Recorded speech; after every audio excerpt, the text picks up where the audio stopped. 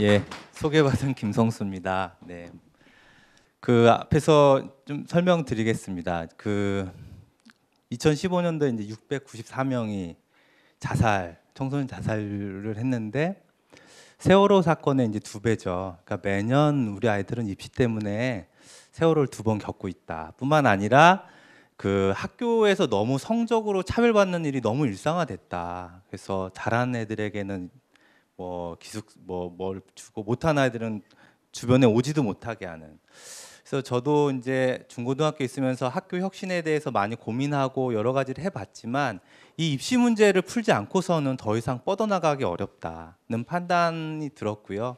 그래서 이 대학설 문제를 좀 반드시 해결해야지 중고등학교 문제도 해결된다라는 좀 그게 지금의 때가 아닌가 이런 생각이 듭니다.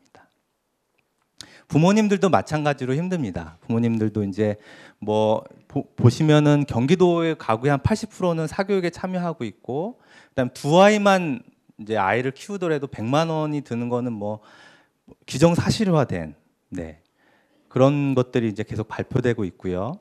이번에 이제 3월 14일 날 발표된 것 중에 가장 이제 충격적이었던 것은 초중학교의 사교육비는 줄고 있지만 고등학교 사교육비는 월등히 늘었다. 하여튼 1인당 2.6만 원, 전체적으로 한 3,200억 원 정도 증가했다는 것입니다. 그러니까 입시라는 것이 결국 사교육의 원인이라는 것이 증명된 겁니다. 왜냐하면 초중등학교 같은 경우에 뭐 자유학기제라든지 이런 것들에 의해서 많이 입시 부담이 줄었지만 여전히 입시 부담이 있는 거는 고등학교다. 그래서 뭐 지금 이런 것들이 결국 입시를 해결하지 않으면 사교육비는 해결되지 않는다라는 것들이 어떻게 보면 증명된 것입니다. 그래서 이제 국가에서도 계속 좀 이것들을 해결하려고 노력하고 있습니다. 그래서 이제 1945년부터 이제 대입이 시작된 시점부터 한 70년 동안 무려 17번의 입시 제도가 바뀌었습니다. 우리는 아마 입시를 뭘 받느냐에 따라서 세대가 나뉩니다. 수능 세대, 학력고사 세대, 그렇죠? 학종 세대. 그만큼 3년 10개월마다 한 번씩 매번 바뀌고 있습니다. 올림픽이 있을 때마다 바뀌었다라고 보시면 되는데요. 이렇게 계속적으로 바뀌어도 그냥 하나의 뭐 학종이든 뭐든 이렇게 되면은 사교육 상품이 그냥 하나씩 느는 거지 국민들의 고통들은 줄지 않는 것이다. 그 이유는 이렇게 입시가 바뀌어도 변하지 않는 그 밑에 부분이 있기 때문이라는 거죠. 성적 높은 학생을 뽑으려는 대학의 욕심. 그 다음에 상위권 학생들만으로는 입시 변화. 이 변화들은 사실은 다 상위권 학생들, 뭐 상위권이라고 말하는 것 자체도 좀 이상하지만 그 몇몇 대학 그 변별력을 어떻게 줄 것이냐에 대한 입시 변화인 거지 사실은 뭐 5등급 제도를 하더라도 80%는 다 가능한 거거든요.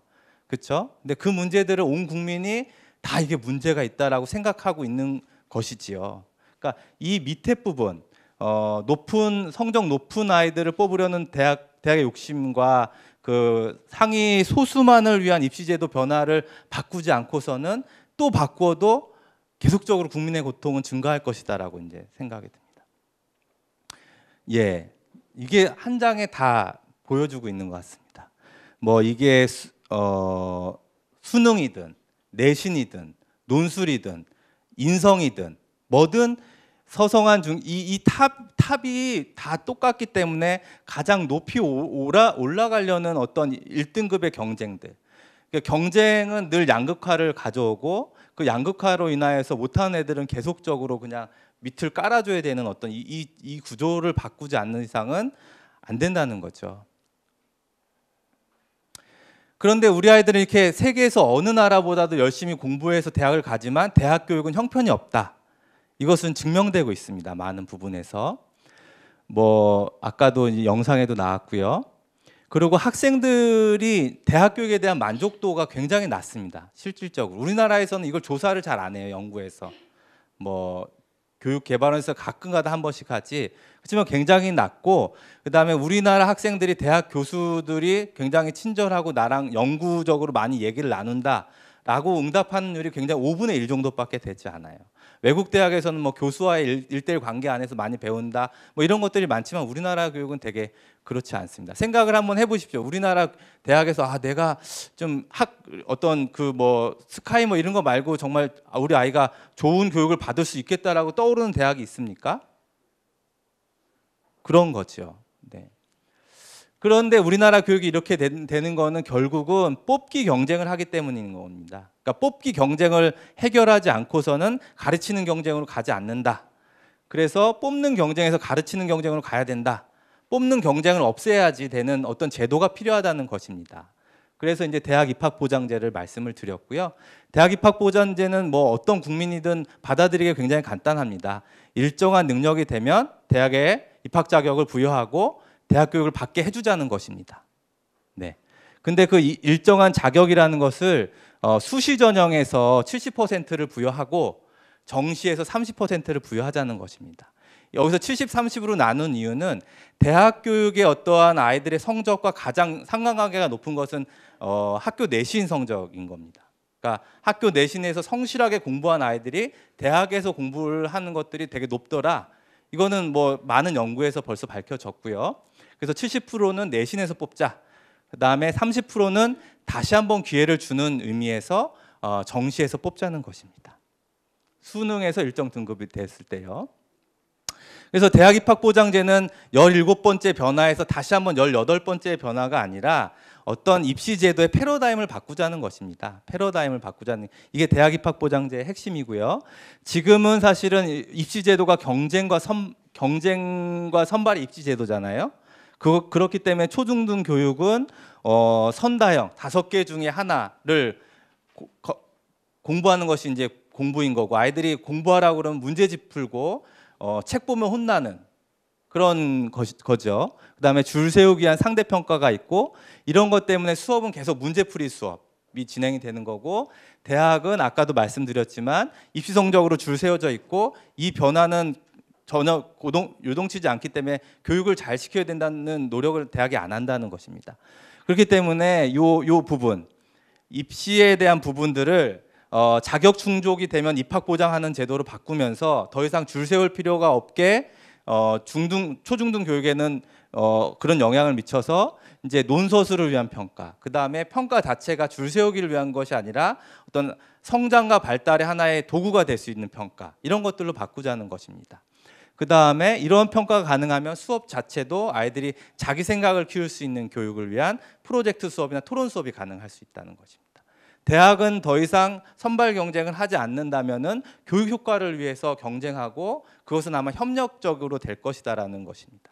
그렇게 계속적으로, 그러니까 이 대학 입학 보장제는 초중등 교육에도 바꾸고 대학 교육도 바꾸자는 그 두 가지를 좀 하자는 것입니다. 예. 입시에 대한 관심이 국민들의 가장 크니까 그거를 매개로 해서. 그러면 더 이제 구체적으로 그럼 대학은 어떻게 아까도 말씀드렸지만 올해, 그러니까 2021학년도 입학하는 아이들이 3년 예고제이기 때문에 올해, 그다음에 이제 수능이나 대입 제도를 바꿔야지 이제 3년 후에 가능한 거거든요. 3년 예고제이기 때문에. 그래서 올해가 이제 되게 중요한 때다. 그리고 2015 교육과정이 내년부터 시행되기 때문에 어차피 바꿔야 된다. 어차피 바꿀 바에는 이렇게 바꾸자는 것이고요. 그 다음에 이제 가장 중요한 것은 인구 절벽 세대라는 것입니다. 그러니까 뭐 90년대 학번은 주로 이제 입학 인원 한 60만 명 정도 됐는데, 지금 이제 많이 줄어가지고 2021년도에 들어간 학생들은 33만 명 정도, 절반으로 줄 것이다.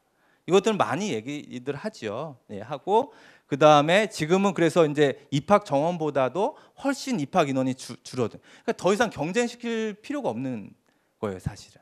지금 정부가 뭐 이렇게 줄이겠다, 이거는 대학을 위한 줄이는 거지 학생들을 위한 줄임이 아닌 거예요. 네, 그러니까 줄일 필요 없이 모든 그래서 근데 이런 것들이 우리나라에서만 있는 일이 아니에요. 이게 있는 것이 아니고 외국에서는 굉장히 많은 나라에서 이렇게 합니다. 그러니까 이제 아까도 나왔지만 캘리포니아 주립대학이 있습니다. 1960년도에 캘리포니아 주에서 캘리포니아 주는 3층화 하자, 3층화. 그래서 첫 번째는 UC 계열이라고 해서 연구 중심 대학. 그다음에 두 번째는 CSU라고 해서 이제 실용 학문 가르치는 대학. 그다음에 CCC라고 해서 이제 여기는 평생교육 대학. 근데 이 UC 계열인 연구 중심 대학은 한 10개 정도 되는데, 여기는 캘리포니아 주립 소재 고등학교를 한 12.5% 정도의 어떠한 성적이 되면 누구나 입학을 보장하고요. 그다음에 CSU 같은 경우에 33% 되면 누구나 입학을 보장합니다. 보장을 하고요. 그런데도 뭐 이렇게 줄 안 세우더라도 아까도 봤지만 이 UC 계열 대학이 한 10개가 되는데 세계적인 대학이 한 5개가 이제 50위권 안에 드는 그런 겁니다. 그러니까 막 줄 세운다고 해가지고 좋은 대학이 아닌 거죠. 네. 근데 예. 또 이제 프랑스도 마찬가지입니다. 이제 68 혁명 이후에 고등교육에 받을 권리를 누구나에게 보장하자는 것이 이제 68 혁명 때 이제 됐고요. 그래서 교육법에 이런 교육법 14조에 모든 바칼로레아 취득자는 일반 공교육을 받을 권리가 있다라는 게 이게 명시되어 있습니다. 명시되어 있고 그 다음에 만약에 그 바칼로레아 이외의 어떠한 자격 고사를 보려면은 법적으로 그게 이런 대학들은 볼 수 있다라고 명시되어 있어요. 다른 경쟁을 시키려면. 그러니까 이제 고등교육 받을 권리가 있다는 얘기는 뭐 다 받아야 된다는 게 아니고 한 뭐 등록금이 한 20만 원 정도 되거든요. 85개 대학에 20만 원 정도 되면은 뭐 이렇게 누구든지 교육을 받을 수 있게 되어 있다는 것입니다. 네. 그런 대학들이 다 세계적인 대학들이고요. 네. 그러면 이제 우리도 이제 이렇게 만들자는 겁니다. 입학 더 이상 이런 뽑기 경쟁을 하지 못하게 하고 교육 효과를 할 수 있도록 하면서 대학 체제를 좀 바꿔보자는 겁니다. 우리나라 대학 교육의 이제 가장 중요한 그러니까 문제 중에 하나는 모든 대학이 비슷하게 다 백화점식으로 나열되어 있다는 것입니다. 그래서 이 대학 입학 보장제 참여 대학을 학문 경쟁력이 갖는 대형 종합대학, 아까 말씀드린 뭐 UC 계열 대학처럼 뭐 UC 버클리라든지 뭐 이런 대학들처럼 이런 좀 특성 있는 대학과 작지만 특색 있는 소형 특성화 대학으로 이렇게 체제 구성을 이렇게 나누자는 겁니다. 그럼 이제 대형 종합대학은 뭐 서울대도 있으니까 많이 아시겠잖아요. 근데 이제 소형 특성화 대학은 이런 방향으로 좀 바꾸자는 겁니다. 이제 미국에 이제 세인트 존스 대학이 있는데 이제 EBS에서 한번 나왔었는데 여기는 전공과 학과가 없습니다. 그냥 한 100권 정도의 인문학 책들을 같이 읽고 토론하고 읽고 토론하면 100권의 책들을 같이 읽고 토론하면서 하면 이제 4년이 마치는 거예요. 이런 굉장히 교육 과정이 특색이 있는 거죠. 아니면 뭐 아키타 국제교양대학 같은 경우에는 얘도 이제 EBS에서 나왔었는데 목적이 이제 국제 인재 양성을 위한 대학입니다. 그래서 1년 동안 무조건 기숙사 생활을 하는데 외국 학생들과 이제 공동 생활을 하는 거예요. 공동 생활을 하고 1년은 해외 유학이 의무입니다. 네, 이런 국제적인 어떤 인재를 양성하기 위해서 이런 교육이 되기 때문에 소형일 수밖에 없겠죠. 근데 여기는 전공도 없지만 일본의 많은 회사들이 여기 나온 학생들을 되게 선호한다는 이제 보도가 나온 적이 있죠. 그러니까 소형 특성화 대학은 이런 대학들을 말하는 거죠. 네, 이런 대학들로 키우자는 것입니다. 네. 그다음에 이제 그래서 이제 배정 방식은 저희가 이제 고민을 많이 했는데 그러면 입학 보장을 어떻게 할 거냐? 배정 방식은 현재는 지금 많이 이제 쏠림 현상들이 있는 거잖아요. 이 쏠림 현상을 좀 없애기 위해서 3단계 지원 방식을 가자는 것입니다. 맨 처음에는 대형 종합대학을 갈 것이냐, 이제 입학 어느 정도의 일정한 자격이 되면 대형 종합대학을 갈 것이냐, 소형 특성화대 할 것인가를 하나를 선택하고요. 그 다음에는 바로 대학을 선택하는 게 아니라 저희가 이제 대학 입학 보장제가 되는 대학들은 좀 학부 중심으로 가려고 합니다. 학부 중심. 근데 저희가 다양한 대학의 학과를 쫙 나눠 보니까 한 7개 정도로 나뉘더라고요. 그럼 7개 중에 한 2개 정도의 학부를 선택하고요. 그다음에 이 두 학부 중에서 각각의 대학들을 한 6개, 지금 수능처럼 6개 정도를 선택을 하면 이거를 선택을 하면은 이제 국가 단위 입시관리센터에서 배정하자는 겁니다. 배정하고 근데 꼭 6개를 다 하자 뭐 내가 가고 싶은 대학은 3개나 2개밖에 없다. 그럼 2개만 이렇게 하는 거죠. 네. 이렇게 배정하자는 것이고 이런 방식이 이제 그 경기도 지금 평준화 고교의 배정 방식하고 유사해서 거기 이제 설계하는 분하고 좀 만나서 물어봤어요. 이게 시스템적으로 가능하냐? 가능하다. 답을 들었고요. 이 방식들은 또 바뀔 수 있을 것 같습니다. 예, 그러니까 이런 부분 아주 세부적인 부분들이고요. 그다음에 대학 입학 보장제에 들어오는 대학은 우리나라 모든 대학을 다 하자는 것이 아닙니다. 그러니까 우리나라 교육 개혁의 어떤 실패는 모든 대학을 다 무엇인가를 했을 때 무조건 실패했거든요. 그래서 이 뜻에 동의하고 그다음에 국립대학들 위주로 먼저 하자는 것인데요. 일괄 그러니까 적용하는 것이 아니라 공모 방식을 통해서 이제 적용을 하자는 것인데 그러면 어떻게 공모할 것이냐? 이것도 이제 미국의 이제 버지니아주에서 이제 대학 구조 개혁했던 사례랑 좀 비슷한데 다섯 가지의 어떤 기준을 제시하자는 겁니다. 대학에 뭐 교육을 공공성 있게 가난한 아이나 부자나 어떻게 교육의 길 평등해 줄 것이냐. 그다음에 대학 교육을 어떻게 민주적으로 운영할 것이냐. 그다음에 우리가 재정을 지원하면 투명성을 어떻게 보장할 것이냐. 그다음에 학문의 자율성은 어떻게 줄 것이냐. 그다음에 학생들의 만족도를 높이기 위해서 뭘 할 것이냐라는 것을 대학이 이렇게 쭉 계획을 세우게 하고요. 2년마다 그것들을 체크하고 4년 후에는 재지정하는 방식으로 그런 식으로 이제 대학 교육의 질을 좀 높일 수 있도록 하자는 것이고요. 그렇게 된다면 아마 이렇게 두 가지의 우리나라 대학 체제가 만들어질 것이라고 생각하고 있습니다. 참여 대학과 참여하지 않는 대학. 참여하지 않는 대학은 여전히 뭐 입시에 이제 서열되어 있겠죠.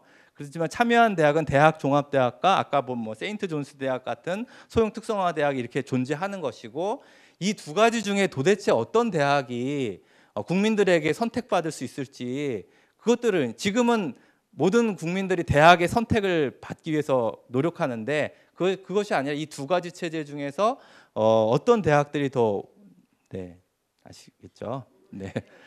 그러면 이제 대학 입학 보장제가 성공하기 위해서는 결국은 대학 입학 보장제에 참여하는 대학들의 대학 교육을 어떻게 높일 것이냐 이게 핵심인 것 같습니다. 근데 어떤 교육의 질이라는 거는 어떤 교사나 교수의 질을 넘지 못하는 거잖아요. 그래서 자율적으로 대학 교육의 질을 높일 수 있도록 하자는 것이고요. 그래서 이제 참여 대학을 점점점 늘려서 저희가 맨 처음에는 만약에 대학 입학 보장에 참여하는 대학보다 원하는 학생들이 많으면 결국은 추첨할 수밖에 없을 것이다. 초기에는. 하지만 어떠한 점점 되면서 보편화되어지면은 수요를 맞출 수 있을 것이다. 뭐 지금 서울이나 경기도의 어떠한 비평준화에서 평준화로 바뀌는 고등학교 같은 경우에도 지금 평준화된 이후로 한 3, 4년 지나면서 그게 어느 정도 이제 맞아지더라라는 또 이야기들을 들었고요. 네, 그래서 한 3단계 정도 되면은 이 제도가 정착될 것이다. 우리가 1, 2년 안에 어떤 일을 해결하기는 어렵습니다. 예. 그래서 이제 그 대학의 교육의 질을 어떻게 높일 것이냐. 이제 캘리포니아 주립대학 아까도 설명드렸지만 여기는 주정부나 연방정부가 다 모든 것을 통제하는 것은 아니고요. 여기 이사회가 있습니다. 이사회가 모든 인사권과 예산의 권한들을 가지고 이 모든 대학들을 자율적으로 통제하고 운영합니다. 이사회가 한 26명 정도가 구성되어 있고요.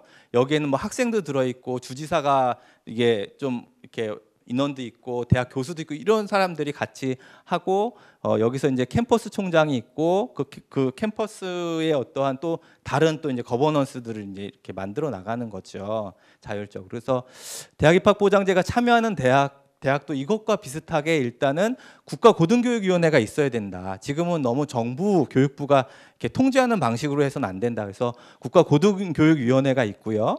그 다음에 각각 A 권역, 뭐 B 권역, C 권역의 지역별로 어떠한 혁신위원회가 있고 대학 안에서 뭔가 대학 교육을 바꾸려는 교수와 구성원들의 어떤 구성원들을 좀 주체로 하는 어떠한 위원회가 있어서 좀 지원하는 방식으로. 이렇게 이제 하자는 것입니다. 네. 이렇게 되면은 기대 효과는 더 이상 경쟁해서 이제 더 이상 불필요한 경쟁. 지금은 1등급이 돼도 계속 경쟁해야 되거든요. 근데 그럴 필요가 없어지는 것이고요. 그 다음에 사교육비가 입시 부담이 완화되면은 사교육비는 해결된다는 것이 초등등 교육에서 일단은 증명이 됐기 때문에 가능할 것이다. 그 다음에 대학 교육이 지금 취업 준비에 몰두해 있잖아요. 정상화되고 대학 교육의 원래 목적으로 갈 것이다. 그 다음에 미래 사회 뭐 4차 산업혁명 많이 얘기하지만 두 가지인 거잖아요. 어떤 창의력과 고등 지식이 어떻게 보면 중요한 사회다 이런 것들인데 고등교육이 개선되면서 국가 경쟁력까지 강화될 것이다라고 보고 있고요. 그러면 국민들에게는 어떠한 이득이 있는 것이냐 이렇게 달라질 거라고 생각합니다. 지금은 뭐 어제 860개 정도의 전형이 있다라고 하더라고요. 대입 전형. 원래는 이명박 정부 때 한 2,800개 중에 많이 줄여서 860개다. 그것도 많죠. 그렇지만 이 전형은 두 가지입니다. 860개를 두 가지로 줄였다고 보면 되는 것 같아요. 그러니까 내신, 그러니까 70%는 내신, 그다음에 30%는 수능. 예, 그것만 일정한 자격이 되면 입학이 보장되는 거니까 더 이상 지금 여기 사진 보이시나요? 여기 전략의 차이로 1점 차이를 넘는다. 여기 지금 안 돼 보셔서 모르겠지만 아이가 수능 봤으면 여기 가야 되는지 고민하게 되거든요. 앞에 보이지도 않지만 저기 앉아 있는 거예요. 이게 뭐 사실은 정보 싸움이다 이런 얘기들이 있잖아요. 이런 것들 완전히 다 해결되는 겁니다. 그러니까 굉장히 단순해지는 거죠. 일정한 자격, 수능은 내신, 정시는 수능. 예. 그렇기 때문에 내가 일정한 자격이 되면 더 이상 무엇인가를 더 할 필요가 없이 자기가 뭐 책 보고 싶으면 책 보고 운동하고 싶으면 운동할 수 있는 그렇게 되는 것입니다. 그다음에 더 이상 입학 전형료를 막 많이 내면서 지금 한 대학 입학 원서 내려면 한 9만 원 정도, 10만 원 정도 합니다. 그래서 뭐 수시를 다 내면 60만 원, 정시 세 군데를 내면 거의 100만 원 정도. 근데 이제 공동 입학 관리 센터가 되면은 여기서는 그냥 한 군데에서 클릭 몇 번만 하면 모든 전형이 다 해결되기 때문에 이런 낼 필요가 없는 그것이 될 것이고요. 그다음에 뭐 앞에 자세하게 설명 안 드렸지만 대학 입학 보장제 참여하는 대학들은 저희가 실질적인 반값 등록금을 실현하려고 하고 있습니다. 그래서 한 연 330만 원 정도. 지금 한 660만 원 정도가 연 그 평균 입학 등록금이더라고요. 절반. 그러니까 한 학기에 150만 원 정도 내면 대학 교육 가능할 수 있도록 그다음에 교수 1인당 학생 수를 절반으로 줄여서 지금은 대학을 다니려면 교수 1인당 한 30명 정도가 돼요. 그러니까 이게 얘기를 할 수가 없는 거죠. 그냥 15명 정도로 줄여서 충분히 좀 할 수 있도록 하겠다는 것입니다. 가장 많이 나오는 질문 두 가지만 말씀드리고 마무리하겠습니다. 7등급 정도 되어도 인서울 할 수 있는 거죠? 뭐 이런 질문이죠, 주로. 그러니까 그죠?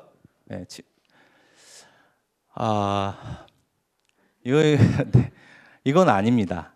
저희가 보장하려는 건 이게 아니에요. 그러니까 이거는 저희가 패러다임을 바꾼다라는 걸 이해가 좀 덜 된 거죠. 7등급이라는 거는 지금 대학 서열화된 데에서잖아요. 서열화된 대학에서 인서울, 이렇게 성적 높은 대학을 보내줄 수 있는 거냐 이런 질문이죠. 그죠? 근데 우리 대학 입학 보장제는 패러다임을 바꾸자는 것이기 때문에 이겁니다. 7등급 정도가 아니라 이거는 되게 상대적인 개념인데 절대적으로 학생이 대학 수강 능력이 되면 그죠? 그러면 좋은 교육, 배우고 싶은 것을 가르치는 대학에서 배울 수 있는 기회를 보장하겠다는 것입니다. 그러니까 이 전후가 다른 것 같습니다. 그다음에 소위 수도권 상위 대학이 안 들어오면 망하는 거 아니냐 이런 질문입니다. 이거는 제가 개인적으로 몇 주 전에 이제 경험한 건데 이 사진 보이십니까? 차가 한 5km가 이게 대학이 쫙 줄 서 있는 사진인데요. 제가 한 몇 주 전에 토요일 날 이유학교 입학 설명회를 간 적이 있어요. 되게 사실 이유학교 아시겠지만 뭐 공교육 대안형이지만 공교육이고 되게 산 위에 있어요. 산 위에 있고 주변에 없는데 단지 교육다운 교육을 하고 좋은 선생님이 있고 그다음에 고등학생들도 입시 교육만을 하는 것이 아니라 더불어 사는 교육을 한다는 가치로 가르치잖아요. 근데 그 입시 설명회 오는 여파가 대단하더라고요. 3월, 6월, 9월에 하는데 6월은 더 많대요. 그래서 막 경찰들이 한 몇 명이 대동되더라고요. 그러니까 학교 간판으로 승부하는 시대는 끝났다. 그러니까 좋은 교육을 열망하는 그런 것들의 어떤 바램들이 국민들에게 있다. 그래서 대학 입학 보장제에 상위권 대학들이 들어오지 않더라도 대학 교육의 질만 높으면 충분히 오려는 국민들은 많을 것이다. 저는 그렇게 생각합니다. 이상 마치겠습니다.